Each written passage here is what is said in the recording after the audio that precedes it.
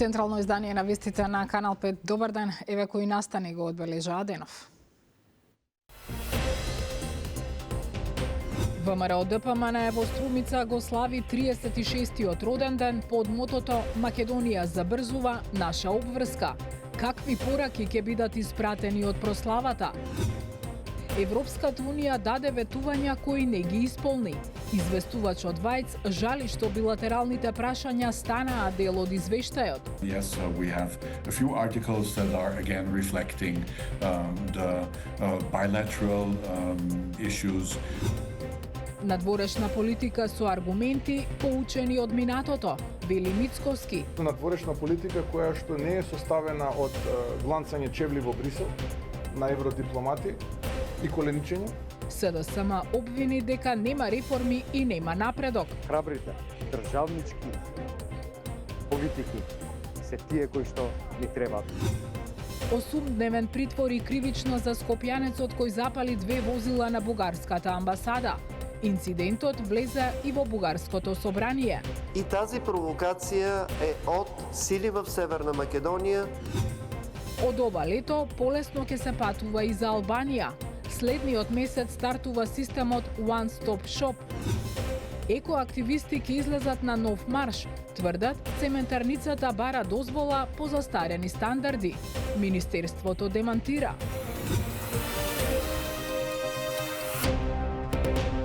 Под мотото Македонија забрзува, наша обврска, ВМРО ДПМН вечерва во Струмица го одбележува 36-тиот роден ден на партијата.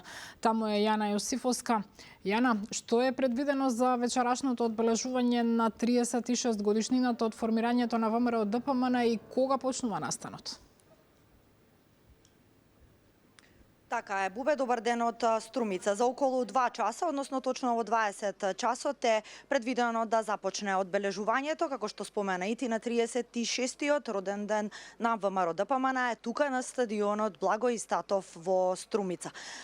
Секако мотото го спомена е Македонија забрзува, наша обврска, а повеќе околу одбележувањето и сите партиски планови разговараме во овие вести со координаторот на пратеничката група на ВМРО ДПМН, господинот Никола Мицевски. Споменавме кое е мотото Македонија забрзува, па еве после 2 години власт, кои области според вас бележат напредок, а за кои треба повеќе работа, може? Благодарам на поканата. Денеска сме овде да одбележиме еден голем настан, 36 години од формирањето на ВМРО ДПМН и 133 години од историското ВМРО. Секако Македонија напредува во изминатиот период во повеќе области, она за што можам директно да кажам и што е видливо е делот на реформската агенда, односно законите и областите кои што произлегуваат од планот за раст. Македонија напредува во делот на дигиталната трансформација, во делот на образованието, во делот на енергетскиот пазар, во делот на дигитализацијата и многу други области, што е видливо и од извештаите кои што ги добиваме од Европската комисија и од председателот на Европскиот совет, кој што самиот рече дека Македонија бележи опипливи резултати. Имено согласно тие динамики од планот за раст, Македонија доби 142,1 милиони евра, а на последната поделба на одредени средства Македонија доби 65,7 милиони евра, средства повеќе од сите во околината, кои што е се средства, да кажеме, како лидери во областа на реформите од планот за раст. Ја споменавте реформската агенда, сега факт е дека предизвик останува движењето по европскиот пат, може би секако и оние главен услов уставните измени. Како планирате ова да се реши во скоро време и што воопшто е планот? Македонија ја води проевропска влада која што работи на измените, односно на реформите кои што Европската комисија ги бара од неа. Меѓутоа, Македонија во моментов има влада која што се грижи за македонските национални и државни интереси. Поучени од минатото, гошливото минато искуство кое што го имавме, направени уставни измени со промена на уставно име, а не испорачани резултати кои што беа ветувани, сега разговараме, меѓутоа внимателно, со цел да добиеме некој опитливи и видлив патоказ кој што ќе ни даде за право да веруваме доколку дојде до одредени измени. Не брзаме, не сме наивни, меѓутоа работиме на реформската агенда и реформскиот пат, затоа што тоа е иднината на оваа држава. Актуелна е владината реконструкција за која што денеска вашиот лидер, премиерот Мицкоски, кажа дека од викендов почнуваат разговорите со коалицијските партнери. Дали се знае, можеби, кои министри од ВМРО ДПМН ќе им се заблагодари премиерот, а можеби кои ќе бидат ротирани? Токму така, потребно е да се седне и да се поразговара прво со коалиционите партнери со кои што имаме коректни односи во самата владина коалиција. Јас можам тоа да го потврдам и за парламентарниот состав и парламентарното мнозинство со кое располагаме. Добро е викендов, петок и сабота да се седне со коалиционите партнери, да се изанализира целата состојба општо во владата, поединечно во министерствата, па дори потоа се разговара за можни одредени ротации или персонални измени на министерски имиња. Често споменувана тема се и предвремени, опцијата за предвремени парламентарни избори, но некако останува нејасно. Дали се тие воопшто опција следнава година или сепак се ќе остане на владина реконструкција? Видете, ние имаме една опозиција која што спомнува предвремени парламентарни избори, но и тоа не презема ништо. ВМРО ДПМН во изминатото, додека беше опозиција, последните 2 години редовно повикуваше на предвремени избори, кои што никако не ги доби. Така да, доколку се спремни, нека побараат. ВМРО ДПМН е партија која што го направи внатрешното преструктурирање во изминатиот период. Можете да видите со последната реорганизација имаме 30% и нови председатели на општински комитети, така да со делот на внатрепартиското консолидирање завршуваме. Остануваат уште поголемите структури, Унијата на жени, Унијата на млади сили, Унијата на ветерани да добијат своји председатели и тие да ги направат хиерархиски нивните измени во нивните структури, така да ВМРО ДПМН секојаш е спремно за избори. Дали се потребни, не би можел да кажам, затоа што ќе изгубиме дел од реформата, меѓутоа доколку опозицијата ги бара, ВМРО ДПМН е спремно. Ви благодарам за овој разговор и гостувањето во вестите во Канал 5. Благодарам на поканата, нека ние за многу години јубилеот. Така е, ние остануваме секако тука на терен. Во 20 часот е закажано и говорот, односно обраќањето на председателот на ВМРО ДПМН Христијан Мицкоски. Ке видиме какви пораки ќе бидат испратени од тука од Струмица. Повеќе детали во вечерните вести во 20 часот и 45 минути. Бубе? Те очекуваме, ти благодарам. Јана Јосифовска во живо од Струмица со информации за вечерашното одбележување на 36-тиот роден ден на ВМРО ДПМН. Европскиот парламент со над 400 гласа го изгласа извештајот за Македонија. Во него останува вториот протокол од договорот со Бугарија, односно очекувањата од Историската комисија и покрај тоа што во текот на вчерашната дебата известувачот Вајц ја повика Европската унија да го испорача ветеното кон Македонија. Деталите ги има Јован Ѓорговски. Со 411 гласа за, 120 против и 120 воздржани, Европскиот парламент го изгласа извештајот за напредокот на Македонија. Во финалниот текст, сепак, како што информираат за Канал 5 од кабинетот на известувачот за земјава Томас Вајц, не помина обидот за целосно бришење на ставот 73 од текстот на резолуцијата. Односно, во финалната верзија, останува вториот протокол од договорот со Бугарија, како и барањето за работата на Историската комисија.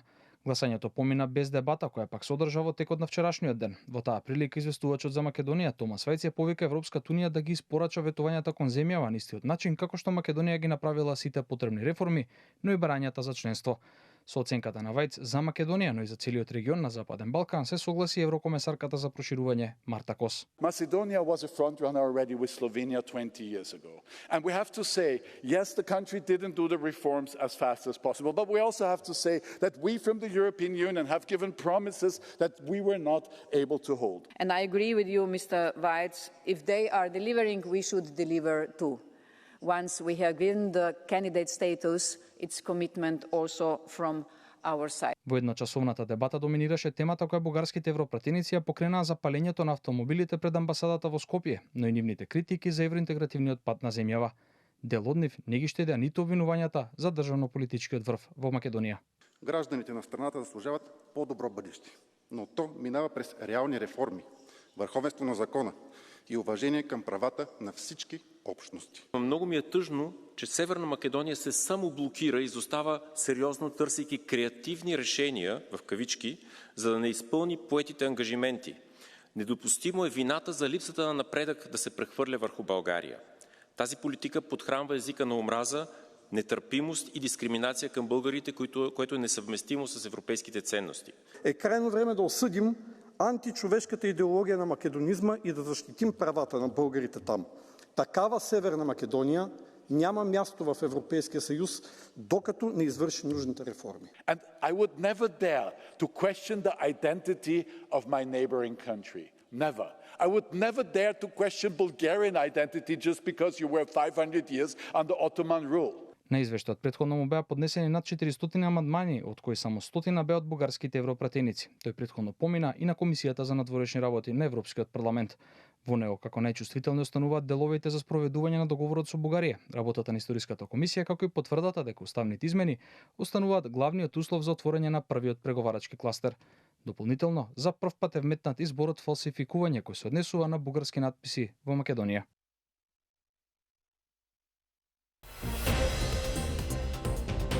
Европската унија даде ветувања кои не ги исполни. Известувачот Вајц жали што билатералните прашања станаа дел од извештајот. Yes, we have a few articles that are again reflecting the bilateral issues.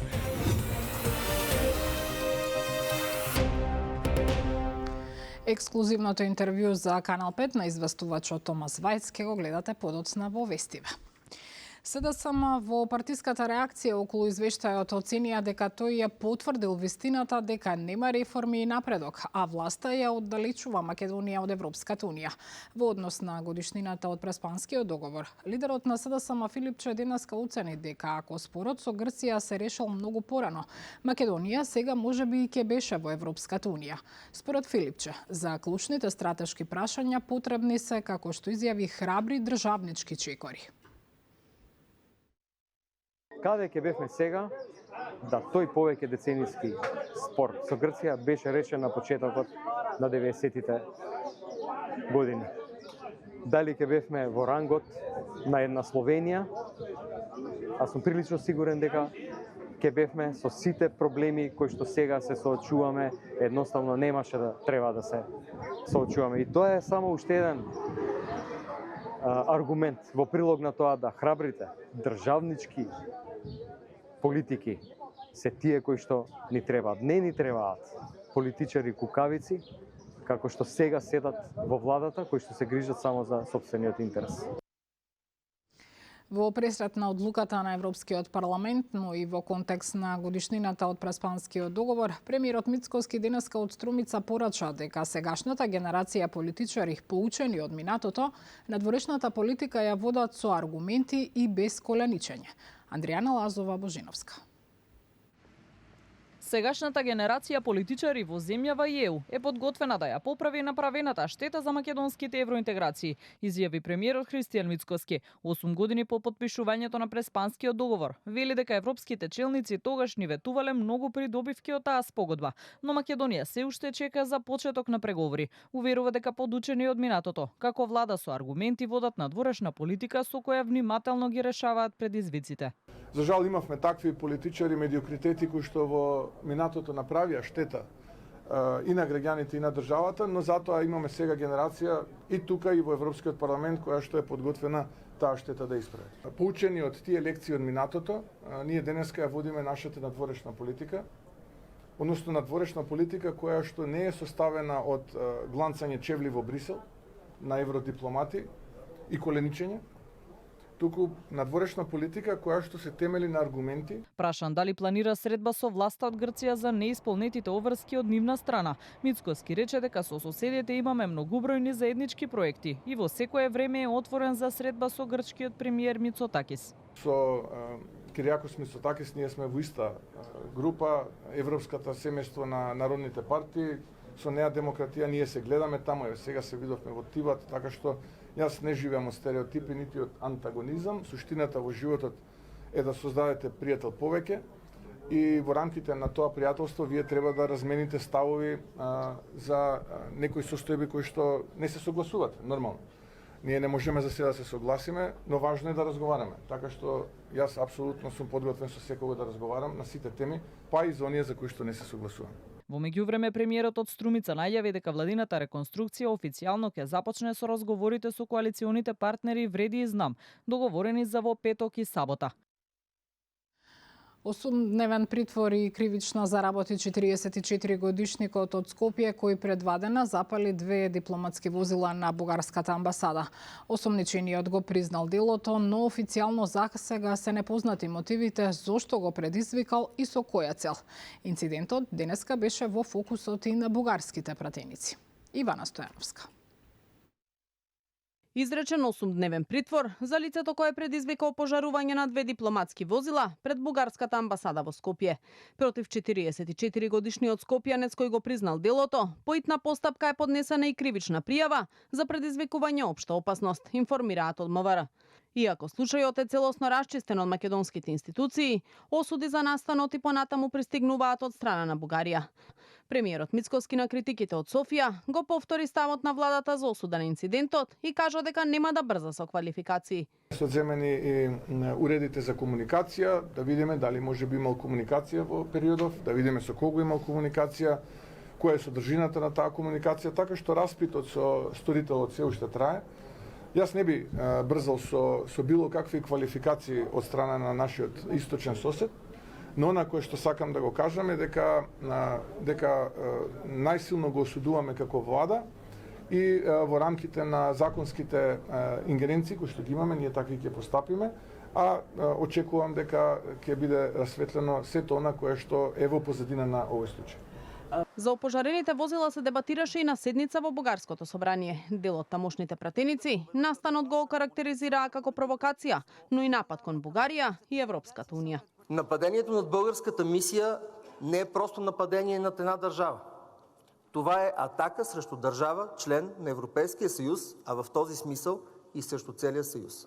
Подпалването на дипломатическите коли във всички случаи представлява една провокация и тази провокация е от сили в Северна Македония, които искат да попречат на европейското развитие на тази държава. И министерката Велислава Петрова Чамова го осуди инцидентот, бара да има отговорност, но и да се открият мотивите. Осъждаме този акт, който ясно показва, че когато езика на омразата бива толериран в една държава и не само толериран и утвърждаван на високо политическо ниво, се води до такъв тип действия. Не само го съдихме като позиция, в същото време беше представена позиция на ниво Съвет общи въпроси в Брюксел, също така чрез нашите представители в Съвета на Европа, в ОССЕ в Виена. Ние очакваме да разберем не само кой е извършителя, а какви са мотивите и какво ще предприеме от тяхна страна ще бъде предприето, така че да не се случва такъв тип прояви и в бъдеще. Опожарените дипломатски возила пред амбасадата на Бугарија во Скопје се повод и за најавената блокада на сите 3 гранични премини кон Бугарија оваа недела во време трајање од 2 часа во организација на Бугарската фондација Македонија, чиј основач Виктор Стојанов има забрана за влез во државава. Министерот за надворешни работи и надворешна трговија Тимчо Муцунски денеска во Даблин уствари средба со министерката за надворешни работи, трговија и одбрана на Ирска Хелен Мекенти. Посебен акцент во разговорите бил ставен на европската интеграција во престрет на предстојното ирско председавање со Советот на Европската унија, кој започнува на 1 јули. Овие 2 дена имаме интензивна агенда во Даблин. Имавме билатерална средба со министерката за надворешни работи и трговија, каде што дискутиравме за идното председателство на Ирска со Европската унија, дискутиравме за предизвиците на нашиот европски пат, но и дискутиравме и за нашите билатерални односи, она што можеме да го направиме не само на политички план, туку по образување на бизнисот помеѓу двете држави. Исто така имавме одвоена средба со председателот на Комисијата за европски прашања во Ирскиот парламент. Дискусијата беше насочена кон лобирањето кое што може да го направи законодавното тело во Ирска за поспешување на нашите европски интеграции. Продолжуваме во текот на следните денови средби со think tank заедницата, но исто така и средби со представници на деловната заедница. One Stop Shop на почетокот на јули се очекува да стартува и на границата со Албанија. Ова доаѓа по вчерашната одлука на македонската влада, а веќе утре одлука се очекува да донесе и албанската влада. Повеќе детали има Дејан Трајковски. На почетокот од јули One Stop Shop се очекува да профункционира и на границата со Албанија. Целта според МВР е граѓаните на поедноставен начин да ја минуваат границата уште ова лето.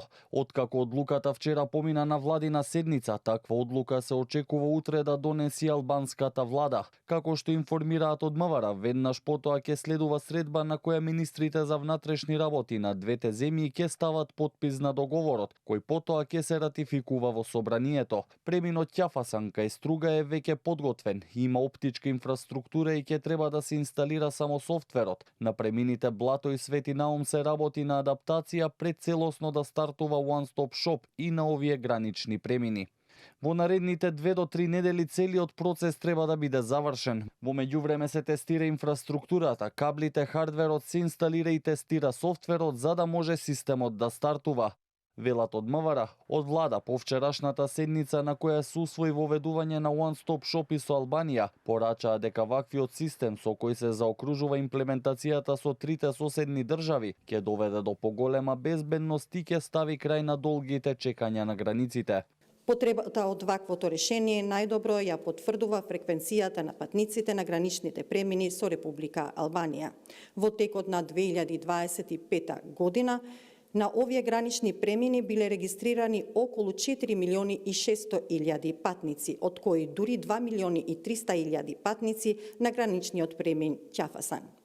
Овие бројки ја истакнуваат важноста од воведувањето на системот One Stop Shop, кој ќе овозможи побрз и поефикасен проток на патниците и ќе придонесе за намалување на времето на чекање на границите.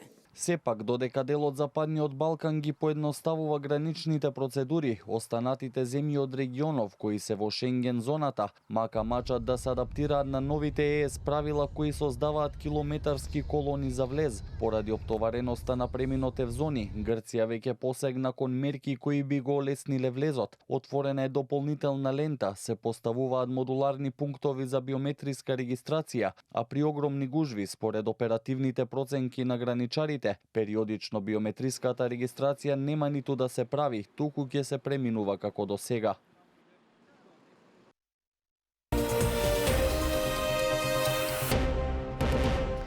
Известувачот Вајц жали што билатералните прашања станаа дел од извештајот за Македонија кој денеска го донесе Европскиот парламент. Со него разговара Јован Георговски. Mr. Weitz, after all the debates and amendments, are you personally satisfied with the final report? Do you believe Macedonia was assessed on the basis of genuine criteria, or has the process been overshadowed by bilateral political disputes? The biggest part of the report and the majority of the articles of the report do what they're there for. They assess progress in the country. They also assess and try to do a realistic assessment on where still work needs to be done on media freedom, on the rule of law, on an independent justice. So I would say 95% of the report are focusing on the topics that are relevant for EU accession. And yes, we have a few articles that are again reflecting the bilateral issues that Bulgaria and North Macedonia need to solve at a certain point. I was not supporting these parts and these articles to be part of this report, but the Democratic majority decided to include them. And I'm asking you because many Macedonians see this as evidence that EU rules are being changed constantly, especially under Bulgarian pressure. How do you view this? The articles that found its way into the report up to now are, well, they are touching upon these topics, but they are not questioning the principal line of the report. And the principal line of the report is that it says North Macedonia has done progress, they have done reforms. There's a process ongoing that allowed the country to get access to the funds from the growth plan, from the reform agenda. And it also points on a lot of areas where we still need to see progress. Mr. Weitz, for the first time, a term that drew a lot of attention, falsification, appeared in a European Parliament report on Macedonia. How does an assessment of reforms, rule of law, and democratic progress ended up using such politically loaded terminology? I have not been supporting this terminology. A majority has accepted it. What is clearly part of the European acquis is the respect for the rights of minorities. This is clear, and if these rights are not respected, and for me, there's no difference whether we're talking about Bulgaria, Austria, or North Macedonia. It's the same rules for all of us. And if there are concerns or if there are incidents that happen, and they happen all over the European Union, it's for me, I think it's important that we talk about it. But again, I don't think this work should be done or reflected in a progress report from the European Parliament. I have a very clear line here, and still in the negotiations, I'm a part of a democratic caucus here, and so a majority of colleagues were of the opinion that single incidents that might have happened should be reflected in this report. I regret that, but I don't deny that we need to secure minority rights on all sides. Yeah, but I think we should have not used a progress report to encourage partners to work on that. That should stay on the bilateral level. You've also proposed the deletion of paragraph 73 from the report. Why did it fail to gather support? What was the argument from the other side? Again, I acknowledge that it's important that states talk about their history and that they talk about ways forward to solve bilateral issues.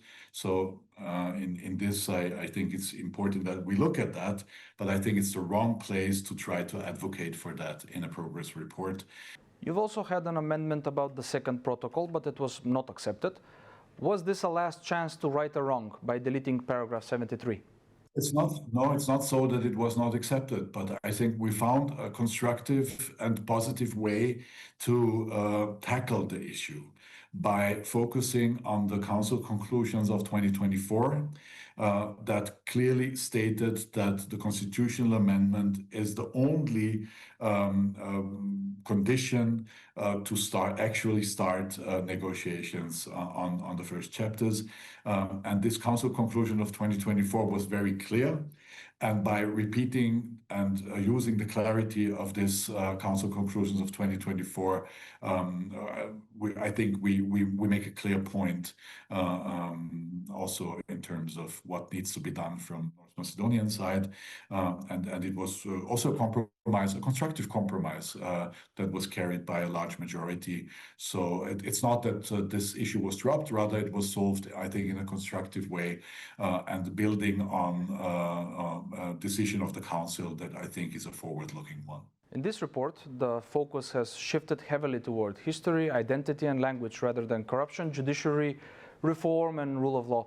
What message does this send to the citizens in Macedonia, and what message would you have to the Macedonian people? Yeah, I would ask people to look at the 98% of the report more than on the 2% that under my point of view. Yes, but you would agree that the 2% are emotional for Macedonians. They are emotional. Yes, I understand that. And again, I think it's not the smartest way to also create mutual understanding between two populations by using this kind of strategies. Still, I mean, what I strongly believe in is that there should be efforts from both sides, from Bulgarian side and North Macedonian side, Bulgarian government and Macedonian government, to engage into constructive dialogue and to use a report of the European Parliament to position bilateral issues. I think it's also not the smartest way to engage into constructive dialogue. I think we should all try to invest into trust building, into regaining platforms where we can talk to each other, where we can start to solve different disputes. But please, on a bilateral level between the countries, I don't think it's very helpful to try to make it a European issue. Само вистина следно на Канал 5. Александар Видиновски ве води низ новото издание. Веднаш по вестите. Останете со нас.